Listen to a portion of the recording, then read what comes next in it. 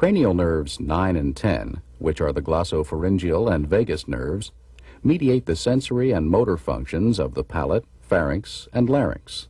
I'd like to take a look at the back of your throat. Can you open your mouth? To test really these wide nerves, and say ask the patient to say ah or yawn as you observe the soft palate and the uvula.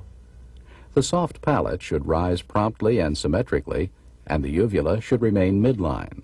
I'm going to ask Next, you to say test the again. gag reflex, This time I'm one gonna side at a touch your belly in time. the back of the throat. Using a tongue blade, Say touch one side of the pharynx, then the other. You should see a prompt rise of the palate and other signs of gagging. Finally, ask the patient to swallow. It should be done without difficulty or regurgitation. Cranial nerve 11, the spinal accessory nerve, innervates the sternomastoid and upper trapezius muscles.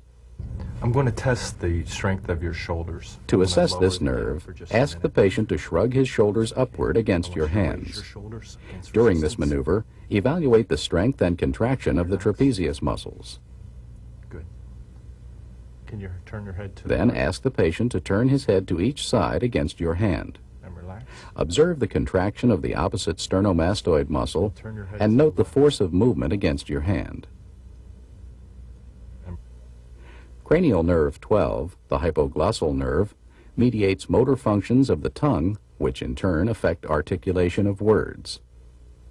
Inspect the patient's tongue as it lies on the floor of his mouth. Observe for fasciculations. There should be none. Ask the patient to stick out his tongue. Note any asymmetry, deviation, or atrophy. The tongue should protrude straight out.